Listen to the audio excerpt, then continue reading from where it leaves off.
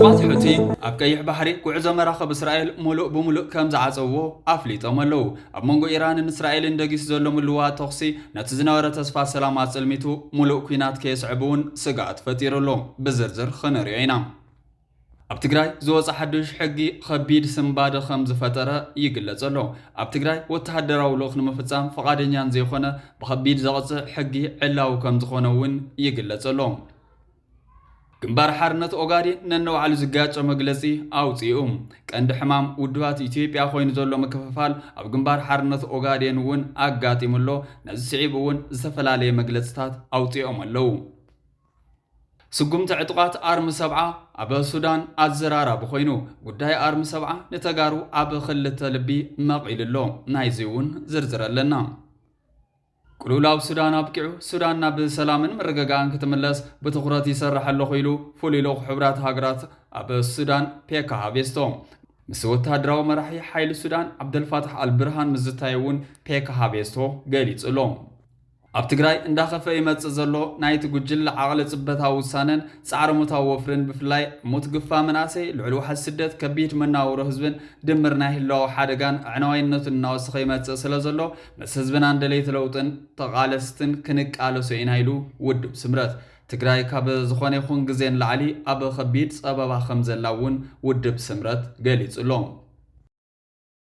ግብጻዊ ጋዜጠኛን ጸሐፍን ካሊድ ማህሙድ ዑደት ኢሳያስ አፈወርቂ ኣብ ካይሮ ህርፋን ባህሪ ኢትዮጵያ ዝዓጾ ታሪካዊ ዑደት ክብል ገሊጽዎ ፕሬዝዳንት ኢሳያስ አፈወርቂ ኣብ ሱዳን ዘሎ ግጭት ዘዋው ምርጋጽ ጾታዊ ድባት ሓዊሱ በመላ ቀርና አፍሪካ ዘሎ ኹነታት ንምዝታይ ዓሊሞም ምስ ግብጻዊ መዘኖም ዓብደልፋታሕ አልሲሲ ንምዝታይ ካይሮ ከም ዝኣተውን ይግለጸሎም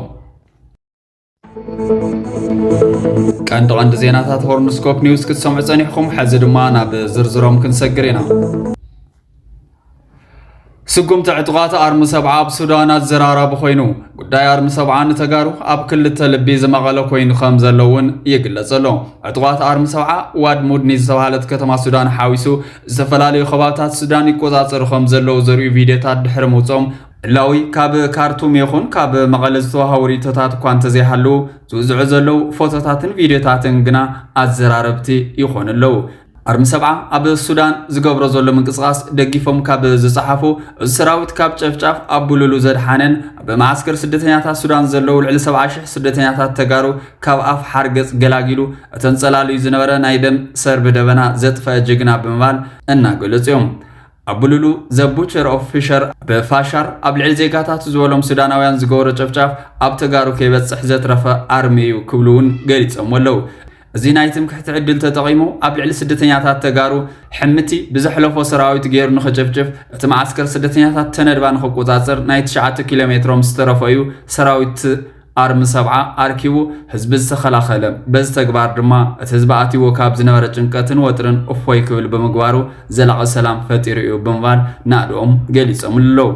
بانصارو دكتور دبرسيون زمرح وحات تقارو ناب سودان ليخو إشتو ملو أبزي ملكتهم مسواتي يخفلو ملو ناولو زخنن وون بزحاتهم كلولاو سودان مس إثيوبيان تقراين زت حزوا أكلات انتهلو من إثيوبيا البرهان عطقات وحات النارقفة أنصاري يسرح له بمالي خصص البرهان بوغونو من إثيوبيا نعطقات RSF النارقفن بغتا سوال ونفرتي إن الآخن يوغن له بمالي خصص وحات بوغونو من إثيوبيا أب السودان يخون أبكالوت خبابتات تقراي زركو تمزابلت كيم اللوسون قزعتا وحدنا تقراي كير رقاقصن يسرح له كاب مبال بالزللة زعبا أرم 7 زهاو علاوي مجلس يلن كلولا بسودان أبكعو سودان بسلامن مرقاقا أن ختم اللاس بتخرات يسرح اللو خيلو فليلو حبرات هاقرات بسودان بيكا هابيستو مسمرح وتهدروا حيل سودان عبد الفتاح البرهان مزتايون هابيستو قاليس اللوم فليلو حبرات هاقرات أب السودان بيك هابيستو مال سنبت أبو منبر لعلاو بيت مخرن حلاف سراوي السودان عبد الفتاح البرهان مزا بوليتيكا ومسرح بزملكت بحمش تودوات زمراح زولهم مخار كدقف دما تسوي علوم الصاوعيت ودو حورات هاجرات اب ኢትዮጵያ ዝተመቻቸው ወደ ሐሳሳው አኺባታት አጥዋት ጉጅለ ዝርከብዎም ጥምረት ኣብ ምጥያሽ አሰናዳይት ኮሚቴ ሓዊሱ ኣብ ማዕቀፍ ፖለቲካው ዝርው ኣብ መባእታው ምርዳእ መብጽሐሙን ገሊጽ እዩ እቲ ናይ መጀመርታ መምኻር ኣብ መንጎ ዝተፈላለዩ ፖለቲካው ውዳበታት ስርሒታት ዘረጋገጸ እኳ እንተኾነ ብዛዕባ ተሳትፎ ሰላማውያን ውድባት በሓይልታት RSF ዝምራሕ ጥምረት ባፈላላይ ይቕጽለሎ አልቡርሃን በ26 ግንቦት ኣብ ዝሃው መግለጺ ውሽጣዊ ፖለቲካው ሃሁ ንምድላው ዝሕግዙ ጭቡጣት ስጉምትታት ገና እንተ ዘይተተኽሉ ዲሞክራሲያዊ ምስጋር በኸመይ ከም ዝዛዘም ንምስምዕማዕ ውሽጣዊ ፖለቲካዊ ዘተታት ንምጅማር ምድላዋት ይገብር ከም ዘሎ ገሊጹ ነይሩ እዩ ሃቤሶ ኣብ ስልጣን ካብ ዝሕዝ ነዳሓር ምስ መራሕቲ ሃገራት መራሕቲ መንግስትን ዘባው ምኽክር ሱዳንን ፖለቲካዊ ሲቪላዊ ተዋሳእትን ከም ዘካየደ ሓቢሩሎ ዝርብዚ ኣብ ባህጊ ህዝቢ ሱዳን ንመጻ ሃገር ዘተኮረ ምዃኑ ብምግላጽ ጻዕርታቱ ወጥረነ መነካይ ኣብ መንጎ ተዋጋቲ ወገናት ምትእማን ምፍጣርን ንምትባዕን ዝዓለመ ምዃኑ ዝገልጽ እቲ ልኡኽ ሕብራት ሃገራት ንሓድነት ሱዳን ግዛታዊ ሓድነት ላዕላውነት ሱዳን ንምድጋፍ ዘለዎ ተወፋይነት ደጊሙ ኣረጋጊጹሎም ሃቤስቶ ወሲኹ ምስ ኩሎም መሻርክቲ ሱዳን ብምትሕባር ኣብ ክልቲኡ ጸጥታውን ፖለቲካዊ መስመራት ምዕባለታት ንምዝጋብ ቃል ኣትየለኹ ክብል ገሊጹ ሱዳን ካብ ወርሒ ጥቅምት 2021 ጀሚራ አልቡርሃን ድሕርቲ አንጻር ፕሬዝዳንት ነበር ዑመር አልበሽር ተኻይደ ህዝባውን ዓብዝ ተመስረተ በሲቪል ዝምራሕ መሰጋገር መንግስት ካብ ስልጣን ዘውረደ ወታደራዊ ዕልዋ መንግስት በመምራሕ ኣብ ፖለቲካዊ ሸዋነት ተሸሚማ ትርከብ ኣብ ልዕሊ ምውሃድ ሰራዊት መከላኸሊ ሱዳን ኣብ ስሩዕ ሰራዊት ዝነብሩ ምትፍናን ኣብ ሚያዝያ 2013 ኣብ መንጎ ወታደራትን ወታደራዊ ጉጅለን ኣብ ዝተኻይደ ዕናዊ ኩናት ኣብ ዝለዓለ ጠርዚ በፂሑ እዩ ኣብ ትግራይ ዝወፃ ሓድሽ ሕጊ ከቢድ ስንባድ ከም ዝፈጠረ ይግለጸሎ ኣብ ትግራይ ወታደራዊ ልኡኽ ንምፍጻም ፈቃደኛን ዘይኮነ ብከቢድ ዝቐጽዕ ሕጊ ዕላው ኮይኑ ከም ዘለውን ይግለጸሎ ኣብዚ ሕዚ እዋን ኣብ ዝተፈላለዩ ከባቢታት ትግራይ መናእሰይ ብሓይሊ ይገፈፉ ከም ዘለዉ ሓበሬታታት እናወፅኦም ዶክተር ደብረጽዮን ዝመርሑ ህወሓት መናእሰይ ገዲዱ ይገፍፍ ከም ዘሎ ፈቃደኛ ብልዕሊ ዘይኮኑ መናእሰይን ወለድን ዝተፈላለዩ ስጉምትታት ይወስድ ምህላውን እውን ኤሊታት ተጋሩ ውድባት ፖለቲካ ተሓለቕቲ ሰብኣዊ መሰላትን ካልኦትን እናገለጹ እዮም እቲ ኣብ ልዕሊ ፕሬዚደንት ጀነራል ታደሰ ወረደ ዝመርሑ ግዝያዊ ምሕዳር ትግራይ ዕልዋ መንግስቲ በመግባር ስልጣን ተቆጻጺሩ ዘሎ ጉጅለ ህወሓት ሓዱሽ ግፋ ከም ዘውፀውን ይግለጸሎ እዚ ወፂኡ ዘሎ ሓዱሽ ግዴታዊ ሕጊ ግፋ ንምግዳል ፈቃደኛ ዘይኮነ ሰብ ካብ 10,000 ክሳብ 50,000 ብር ዘቐጽዕ እዩ ተባሂሉሎ እዚ ከምዚ ኢሉ እናሃለወ መናእሰይ ከይጋደሉ ኣብ ልዕሊ ዝጽሕፉ አንቃሕቲ ምኸተት ተዓናቒፍ ካብ ዝብል ክሳብ 5 ዓመት ዘቐጽዕ ሕጊ ከም ዘርቀቑ ተሓቢሩሎ ቦምበር ውድብ ዓረና ፖለቲከኛ ዓንዶም ገብረስላሴ አዋጅ ግብረ ረዓዲ ዓሌታዊ ጉጅለ ብምባል ተቃዊምዎሎ እዚ ምስሊ ነሻዕብያ ዝኾነ ዓሌታዊ ጉጅለ ነቲ ልኡኽ ሻዕብያ ዕድመ ጉጅላዊ ስልጣን ንምንዋሕ ሕግዘኒ ዝበሎ ሕጊ ኣራዊት ኣውፂሎ እዚ ምኸተ ክብል ዝፀውዖ መናውሒ ስልጣን ኩናት ዝተቃወመ ትግራዋይ ኣብ ዝኣተወ ኣትየ ከኣስረየ ዝብል ኣዋጅ ግብረ ረዓዲ ኣውጅሎ እዚ ኣዋጅ ቅድመ መውፅኡ ብተግባር ብሓይሊ ገዲድኻ ወይ ገፊፍኻ ንምዕጣቕ ኣብ ሽረ ኣክሱም ተንቤን ወጀራት መናእሰይ ብጥይት ተቐቲሎም ወለዲ ብግፍዒ ተኣሲሮም እዮም ስለዚ ቅድመ ኣዋጅ ብሰፊሑ ዝተፈጸመ ኣረሜናዊ ተግባር እዩ ኣዋጅ ግብረ ረዓዲ እምቢታ መንእሰይ ትግራይ የሰኩነዶ የገውዶ ኣብ ቀጻሊ ዝረአ ይኸውን ዝተወልዐ ህዝባዊ እምቢታ ብኣዋጅ ግብረ ረዓዲ ደው ይብልን ክብል ፖለቲከኛ ዓምዶም ገብረስላሴ ጽሒፍሎ ኣባል ሳልሳይ ወያነ ፖለቲከኛ ኣሉላ ሃይሉ ብግዱ ሕጊ ዋላ እውን ናይ ሓሸት ኮይኑ ይወጽዶ ይወጽን ክፍጸም ይኽእሎ ኣይኽእልን ብዘይገድስ ነዚ ሕጊ ሸበርቲ ዘርቅቑ ሰብ ሞያ መንነቶም ዕላው ክኸውን ኣሎ እዞም ሞያን ስነ ምግባርን ዝሓርሞም ሰብ ሞያ 2014 ናይ መኸተ ሕጊ ዝብል ሕጊ ኣራዊት ክወፅእ ገይሮም ብዙሓት ተጋሩ ብዘይ ኣግባብ ክርሸኑ ክእሰሩን ገይሮም እዮም እዞም ክህነኛታት ከም ዘይገበሩ ኣብ ማእኸል እቲ ህዝቢ እናነበሩ መጥፊኡ መርዚ እናቐመሙ ዝሓድሩ ጾመቕቲ ጥፋት እዮም ምርግጋጽ ሓታትነት ከም ዘሎ ኮይኑ ብዘላቕነት ብሽም ሞያተኛ ሕጊ ደጊሞም ከየደናግሩ ክግበረሎ ሰብ ሞያ ሕጊ ዝኣተዎ ቃል ኪዳን ከም ዘሎ ይፍለጥ እሞ ሃየ መንነት እዞም ብሽም ሰብ ሞያ ሕጊ ጾመቕቲ መርዚ ዕላው ይኹን ሕቢተይ ይኣክል ክብል ተቃውምኡ ገሊጹሎም ኣብ ትግራይ እንዳኸፈ ይመጽእ ዘሎ ናይቲ ጉጅለ ዓቕለ ጽበታዊ ውሳነን ጻዕረሞታዊ ወፍርን ብፍላይ ዕሙት ግፋ መናእሰይ ልዑል ወሓዚ ስደት ከቢድ መናውሮ ህዝብን ድምር ናይ ህላው ሓደጋን ኣነዋይነትን እናወሰኸ ይመጽእ ስለ ዘሎ ምስ ህዝብና እንደለይቲ ለውጥን ኮይንና ክንቃለሶ ኢና ኢሉ ውድብ ስምረት ትግራይ ካብ ዝኾነ ይኹን ንላዕሊ ኣብ ጸበብ ኣላ ክብል ድማ ገሊጹሎ ውድብ ስምረት ካብ ቤት ምኽሪ ዴሞክራሲያዊ ስምረት ትግራይ ዝተውሃበ እዋናዊ መግለጺ ቤት ምኽሪ ዴሞክራሲያዊ ስምረት ትግራይ ካብ 29 ክሳብ 30 ግንቦት 2018 ኣብ ዘካየዶ ካልኣይ ስሩዕ ኣኼባ ዛዚሙሎ ውድብ ስምረት ንዝሓለፍ 6 ተዋርሕ ዝፈጸሙ መደባት ብምግምጋም ኣብ ውሽጢ ትውድብ ዝረኣዩ ጥንካረታትን ድኽመታትን ብዕምቆት ብምፍታሽ ኣብ ህልው ፖለቲካዊ ቀዳምነት ሰሪዑ ዝሓዞም ኣጀንዳታት ብስፍሓት ብምግምጋም ንቐጻሊ ብዝካየዱ ፖለቲካዊ ቃልስና ዝሕግዙ ዓበይትን ወሰንቲ ዛዕባታት ብዕምቆት ብምርኣይ ናይ ቀጻሊ 6 ተዋርሕ ውድባዊ መደባት ዘጽደቐ እንትኾን ብፍላይ ኣብ ውሽጢ ውድብ ዴሞክራስያዊ ዝግበር ቃልሲ ንምጥንኻር ግልፂ ኣንፈት ብምንጻር እታ ኣኼባ ተዛዚሙሎ ይብል ኣብዝና ክልተ መዓልታት ስሩዕ ኣኼባ ቤት ምኽሪ ስምረት ኣብ ትግራይ እንዳኸፈ ይመጽእ ዘሎ ናይ ጉጅለ ዓቕለ ጽበታዊ ውሳነን ጻዕረሞታዊ ወፍርን ስሱዕ ምኽንያታዊ ዕናዊ ውጽኢቱን ዝረአየ ኮይኑ ብፍላይ ዕሙት ግፋ መናእሰይ ልዕሊ ዋሕዚ ስደት መሰከፈ ብተና ምሁራን ከቢድ መናውሮ ህዝብን ድምር ናይ ህላዊ ሓደጋን ዕናዋይነት እናወሰኸ ይመጽእ ስለ ዘሎ ምስ ህዝብና እንደለይቲ ለውጢ ተቓለስትን ብምዃን ብዝተወደበ መልክዑ ልዑል ፖለቲካዊ ቃልስን ምክያድ ሓዱሽ ኣንፈት ኣነጺርና ኢሉ መግለፂ ውድብ ስምረት ኣብዚ ልዑል ህዝባዊ ፖለቲካዊ ቃልሲ ኩሉ ደላይ ሰላም ፖለቲካዊ ፍልያቱን ቅዋሙን ብዘይገድስ ብሓባር ህዝባዊ ቃልስን ምክያድ ኣብ ዘገድድ ኩነታት በፂሕና ኣለና ይብል ብፍላይ ሕጋውን ግዜያውን ምሕዳር ትግራይ ብሻምቦቆ ብረት ኣልዩ ብድፍረትን መንግስትነት ተቆጻጺሩ ዘሎ ድሕር ጉጅለ ብግዳማዊ ሓይልታት እንዳተገንሐ ትግራይ ናብ ሰው ኣልቦ ክልል ይወስድ ኣሎ ንወተሃደራዊ መስርሕ ፖሊስ ህግደፍ ግፋን ኣብቲ ብዓዱን ህዝብን ዘይዋገ ህዝብናት ተኣታትዩ ሕዚ ትግራይ ካብ ዝኾነ ይኹን እዋን ንላዕሊ ኣብ ከቢድ ድባብ ኩናትን ወረ ኩናትን ክትኣቱ ገይሩሎ ይብል ሎሚ ከም ትማሊ ይኮነና ኣብ ትግራይ ብዝተወደበ ይኹን ብዘይተወደበ መልክዑ ዝካየድ ዘሎ ቃልሲ መናእሰይ ንድሕር ጉጅለን ኣተሓሳስቡን ጸሪጉ እታ ትህረፍ ትግራይ ከም ዝመልሳ ዘጠራጥር ኣይኮነን መናእሰይ ዘካይድዎ ዘለዉ ዘይተሓለለ ናይ እምቢታ ቃልሲ ውድብ ስምረት ብዝለዓለ ናዕዳ ዝረኣዩ እንትኾን ነዚ ብምጥንኻርን ናብ ዝለዓለ ዝተወደበ ህዝባዊ ቃልሲ ክብርኽ ብምግባርን ኣብ ትግራይ ለውጥን ሰላምን ንምምጻእ ቤት ምኽሪ ውድብ ስምረት ንጹር ኣንፈት ተቐሚጡ ንምቅላስ ኣብ ሓደ ምርዳእ በፂሑ ከም ዘሎ እውን ገሊጹ ኣሎ ህዝብና አንጻር ትኑር ዘይፈልጥ ሓይሊ አንጻር ተጋርዶፊ በይኑ ክብሕት ዝደል ጉጅለ አንጻር ክብርታት ትግራዋይነት ዝዘምት ዘሎ ምትእኻብ ዝገብሮ ዘሎ ተቃውሞ ታሪኻዊ ምዃኑ ዝግንዘብ ውድብ ስምረት ምስ ካልኦት ደለይቲ ለውጥን ሰላምን ኣብ ዘካይዱ ዝተወደበ ናይ ግዜ የለን ህዝባዊ ቃልሲ ፍትሓውን ግቡእ ንኽጻወት ውድብ ስምረት ዘሎ ቁርብነት የረጋግጽ ኢሉ ውድብ ስምረት ዋላ ሓንቲ እስትንፋስ ትግራይ ክጠፈ የብላን ኢሉን ሰላም ኣብ ዝቃለሰሉ ዘሎ እዋን ለምኾነ ኣብ ከባቢ ታሕታይ ኣድያዎ ኣብ ገምሃሉ ዘጋጠመ መቕዘፍቲ መናእሰይ ደቂ ትግራይ ብመሪር ኣሕዚንዎ ኣሎ እቲ ዘጋጠመ መቕዘፍቲ ኣብ ህዝብና ዝፈጠሮ መሪር ሓዘን እውን ልዑል እዩ ብፍላይ ድማ እቲ ጉድኣት ፍሉይ ዝገብሮ እቲ ድሕር ጉጅለ መናእሰይ ትግራይ ናብ ሱዳን ኣስጊሩ ናብ ውክልና ውግእ ንኽሳወርን ብሂወት መናእሰይ ተጋሩ ጠላዕ ንምፅዋት ኢሉ ኣብ ዝገብሮ ጨካን ውሳነ ዝተፈጠረ ምዃኑ ኣመና ይሕዝን ኢሉ ውድብና እዚ መቕዘፍቲ ዝሰምዐ ኣብ ኣኼባ ቤት ምኽሪ ኮይኑ መዋጽኦ ትግራይ ንምንዳይ መናእሰይ ትግራይ ካብ ሞት ንምድሓን ኣብ ትግራይ ዘላቐ ሰላም ንምምጻእ ኣብ ዝዝትየሉ ዝነበረ ምዃኑ ሓደ ነገር ኮይኑ ንዕለታዊ ህልቂት ህዝብና መሪሕነት ዝህብ ዘሎ ሓይሊ ግን ሕዝውን ሓርን ተቓለስ እንትብል ይስማዕ ኣሎ እንተኾነ ብመቕዘፍቲ መናእሰይ ዝድልል ስልጣን ከም ዘየለ ሕዝውን ደጊምና ክነፍልጥ ንፈቱ ምንጭ ኩሎም ዕንወትን ኪሳራን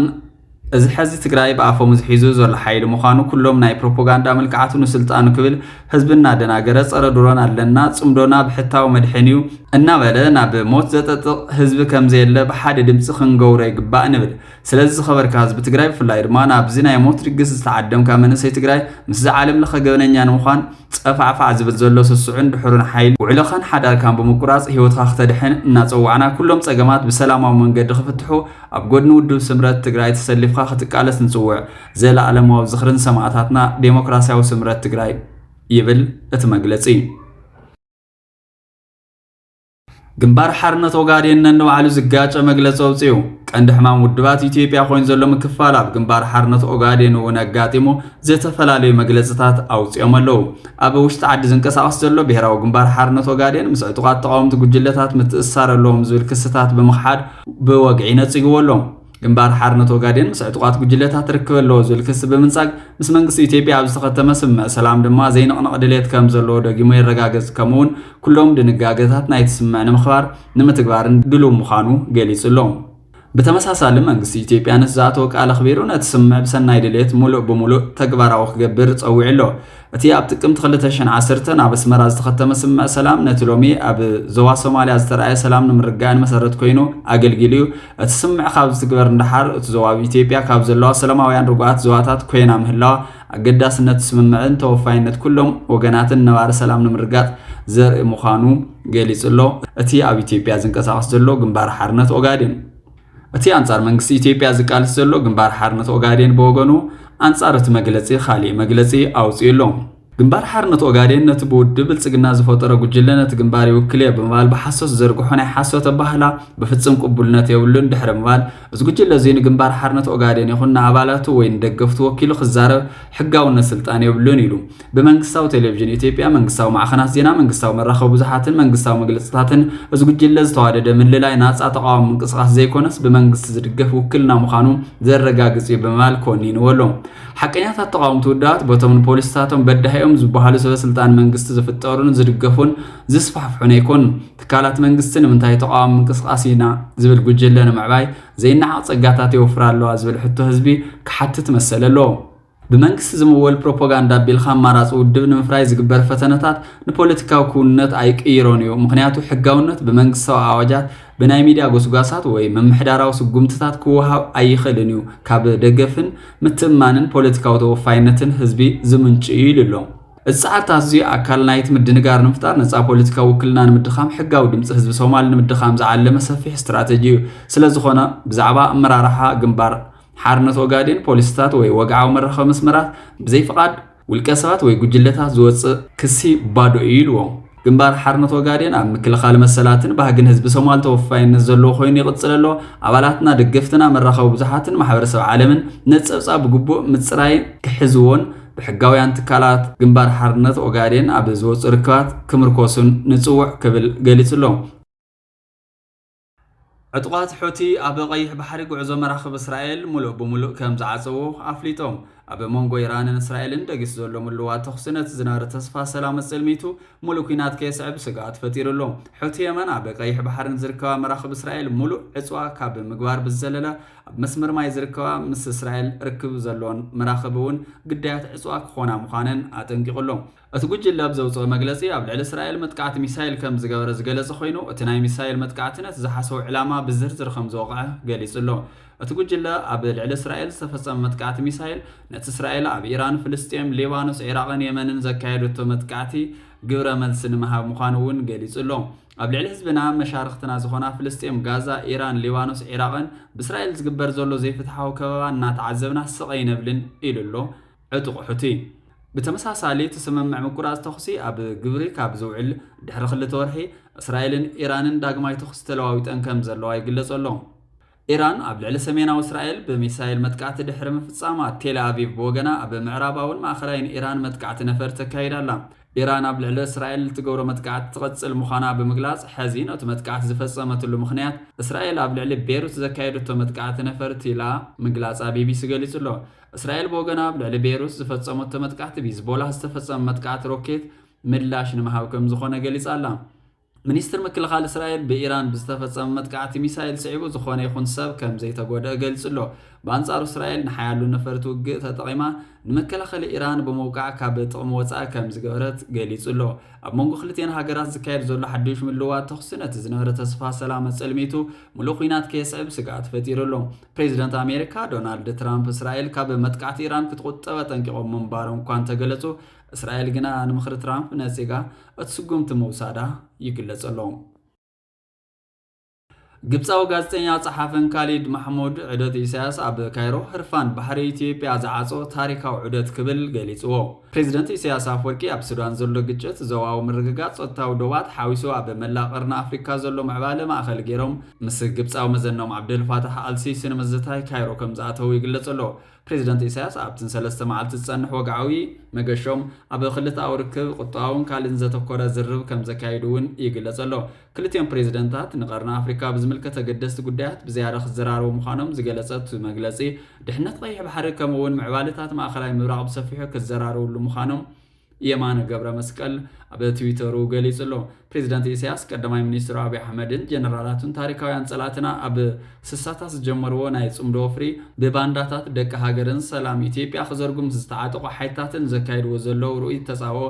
ክንሰብር በሙሉ ዓቅምና ተዳሊና ኣለና ኣብ ዝበለሉ ሳልስቲዩ ዝገይሽ ዘሎ بريزيدنت إسياس عبد حلفة تكمت عبد جبسنا حمش معلتات عدة بمكيال مس بريزيدنت عبد الفاتح السيسي تراخيو كم زت يذكر وتم خلت مرح تابركم زعبا زبا ومعالتات أطاو حسنات قداي قيح بحرين عبد الزرارو اللوان بريزيدنت السيسي حاجرون لعلاونة جزات أو حدنة إيرتران مدقاف زلوات صنع توفاينت دقي مرقاقيت منباري ذكر كما مقصلت أخا إيرتران جبسنا بزحلفة جنبوتا بس مرا حبرا ومسمرات مراخون معوالن متأثر ودوات عب قيح بحرين محيالن وقعوا سمع متحبار موقعازيا بحري فريموم نيرم أبتي أب مقبل قاش دندنز تخايدنا مفرام سنة سرعات بريزيدنت إيرترا إسياس أفوركي العروس سلطان إيرتران جبسن ترخيبهم نيرم أبز حزوان أب مونغو إيرتران جبسن بدرجة مرحت يخون منيسترات عقركات يكايدو مهلاوي فلات أب مفارق ميازياون بحلاف قطوة وقدها تقدف حاقوس قبره والزمرح الوخ إيرترا مسك جبساويان منيسترات وسعي وفري نقدن انداسترن موقعازيا إلكتريك سيتن ساعتن حرشان مريتن كمون حلف تكالات بانكن مدحانيتن ترخيو كم استزارار بيذكر بريزيدنت إسياس بوغن إيرترا مس كوبانياتات جبسي أب صلاتات ساعات موقعازي عدنا حبراو لمعات بروجكتات كتسرح دلوتو مقانا حبير نيرو جبس أو غازيان صحفن كاليد محمود أب كايرو استخايدو وعلا جبس أنا إيرتران نحبراو هرفان إثيوبيا بقرنا أفريكا داغماي وقعاو منصاق أب زهاو مجلسي دحننات مرقان محدران كايح بحرين آيتان أب جماقن بحر زركوا هاقرات تراي زفتسم تراي مخانو زرئيو كبل أسميرولو السوقم تزي أديساوا أبزي قداسي بحراو كان شلو زي حقا وتادرا وي بوليتيكا اوغرين متكال تغورو زلا صاري مولو بمولو زعصو يللو زوسان مرغز زي اب مونغو بريزيدنت جبس عبد الفاتح السيسي ايرتراو مزنو سياسه فوركنا بيت منغستي ايتاريا بتخايد استناو حزرب كلتيوم مرحتي زواو سلام صتان محلاو زغورو حبراو موهادا سميروم اليوم لوعلاونت احزاب اتزوا زدخم زخونه يكون حد وغن سغمت بصنع كم زنصغون غليصوم يميللو اتوعلا اب فولي حالفنت جماغن بحر زركوا هاغرات زتكورو مخانون تقدمو اب مونغو ايثيوبيا تمغنصال زدل زوا سوماللاند نستفرمه ناي مردا مذكر بعد مع منقد زحازه دبلوماسياون حقاون مندق كوين يغلغل زخونه زوا حقاونت يغفف زول امنت علن خبل ونقلصلهم እዚ ብፍላይ ፕሬዝዳንት አብደል ፋታህ አልሲሲ ግብፅን ለዓላውነት ግዛታው ሓድነት ኤርትራን ምድጋፍ ጽኑዕ ተወፋይነት ምእዋጅ ኣብ ግምት በመታው ካብ አዲስ አበባ በኃይል ወይ በአህጉራዊ ሕግ ፍልጦ ብዘይተዋሃው ስምዓት መውጽእ ባሕርን ሙሓስ ካብ አዲስ አበባ ክመጽእ ዝኽእል ዝኾነ ይኹን መብራኽ ወይ ጸቕጢ ንጹር በተዘዋዋሪ መጠንቀቕታ ኣብ ግምት በመታው ريقدا كهلو ايلو اتزتا اب فايل قيح بحال طراي ዝተحصረ ይነበረን ምውሃድ ናብ ዋናው ምዕባለታት ሁነታዊ ሱዳን ወንተዘርግሕ ይብል ክልቲኦም ፕሬዝዳንታት ንሓድነት ላላውነት ጸጥታን ምርጋን ሱዳን ዝድግፉ ጽኑዕ መርገጽዮም ኣሐዲሶም ሱዳን ዘይነጻጸል አካል ሃገራዊ ድሕነት ቀርና አፍሪካ ኮይና ተቀጽል ስለዘላነት ሕዝ ዘሎ ቁልውላው ምውዳን ኩሉ መዳያው ምርጋን መምላስን ዝግበር ጻዕርታት ምድጋፍን ህጹጽ ከም ዘድሊ አስሚሮም ሊሉ بدرجة خلتاوي توعلا زمدنا كايرون اسمرنا بصف عرماس المسقوام بفلاي دما قطاوي انفستمنتن نقداو متحوار بمعاي تسمع خمس تقبره رجالي سلم ازيد ما خلتيوم احزاب نتي استراتيجيكاون بوليتيكاو محزنت ناب كلتيوم حوات حزبታት بلصقنا زمص زلاق لمعاتاو شركነት نمغيار زلو دليت زنصبارق يلو بتمساسال اسمرا دحرنا ومبر حفشاو غواي حورات هاغرات مريحነት ምራጻ ወጋው ግብረ መልስ ይባላ ሚኒስትር ዜና ኤርትራ የማነ ገብረ መስቀል ኤርትራ ዓወታ በዲፕሎማሲ ዝግባ ምዃኑ ሓቢሩ ሚኒስትር ዜና ኤርትራ የማነ ገብረ መስቀል ኣብ ማሕበራዊ መርባው ወይውን ኤክስ بزوج وقعوا مجلس مسارات إرترا بحفشة جواي ودحورات هاجرات نخلت عامتات أبي قطعون وحوراون بايتو نختاجل قلت مريض الله إيدلهم. بريزيدنت تشاينا شي جين بينغ نعلاو عدد سمين كوريا كمزات وتفليتو بريزيدنت تشاينا شي جين بينغ نمانغ ساعد صراحة بمعرفة نفرت بيونغ يانغ مس بصحة بمرحي سمين كوريا كيم جونغ أون دموغ قبابلا تغيرلهم أزيد حرشو عطا عمتات نفلم أوان بمراحة تشاينا أب سمين كوريا زكاير زول عدد خوينو ني بريزيدنت شيز تقبر دموغ قبابلا أب مونغو خلتي محاقرات زولو توق محزنة زرقي تباهي للوم أما أيتو التهدرات سمين كوريا تسلفهم نبساي شي جينغ بينغ تعنان نويح إدمان مني الخابز المزمور تقبلوهم خوينهم بريزيدنت شي بوغونهم رودونغ سينمون أبزتوها لغازيتا سمين كوريا بزرقحو صحف زمن يقير على ما وخنتاتي اللوت بزي قدس أب مونغو تشاينا سمين كوريا نزلو محزنة زي بالتخيو إلهم ركب خلتي أنا هاجراتها بحدوش تاريخها وجماركم زلوا بمحبار እዚ ፕሬዚደንት ሺ ምስ ፕሬዚደንት ሩስያ ቭላድሚር ፑቲንን ፕሬዚደንት አሜሪካ ዶናልድ ትራምፕን ኣብ ቤጂንግ ተኸታታሊ ኣኼባታት ድሕሪ ምክያድ ዝካየድ ዘሎ ዑደት ኣብ ጂኦፖለቲካዊ ኩነታት ዓለም ዓብዪ ግዳስነት ኣለዎ ተባሂሉ ብፍላይ ኣብ መንጎ ሰሜን ኮርያን ዋሽንግተንን ዝካየድ ዝነበረ ኒኩለራዊ ዝርርብ ደው ኣብ ዝበለሉ እዋን ዝካየድ ዘሎ ዑደት ብምዃኑ ቤጂንግ ነቲ ዑደት ኣብ ልዕሊ ፒዮንግያንግ ዘለዋ ጽልዋ ዳግማይ ንምርጋፅ ትጥቀመሉ ከም ዘላ ተንተንቲ ፖለቲካ ይገልጹ ቻይናን ነዊሕ እዋን ዲፕሎማስያውን ቁጠባውን ደጋፊት ሰሜን ኮርያ ካብ ምዃኑ ብተወሳኺ ወግዓዊ ወታደራዊ ምሕዝነት ዘለዋ እንኳ ሃገር ብምዃና ነቲ ዑደት ስትራቴጂካዊ ትርጉም ሂባቶላ ዋይት ሃውስ ፕሬዚደንት ሺን ትራምፕን ንሰሜን ኮርያ ካብ ኒኩለር ነፃ ንምግባር ናይ ሓባር ዕላማ ከም ዘለዎም ዋላ እኳ እንተገለጸት ጽላዊት ሓፍቲ ኪም ጆንግ ኡን ግን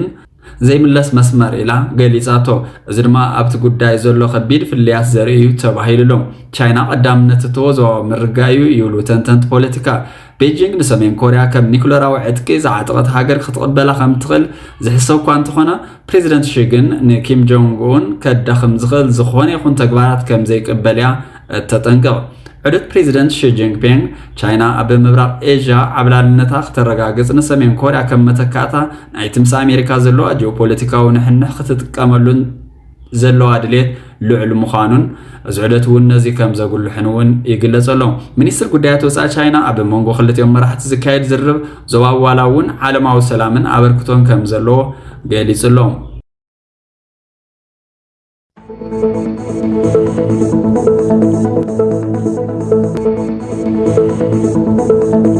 ዜናታት ሆርንስኮፕ ኒውስ ኣብ ምክትታል ጸኒኹም ኣብ ቀጻሊ ብኻልኦት ሓደሽቲ ዜናታት ክንራኸብ ኢና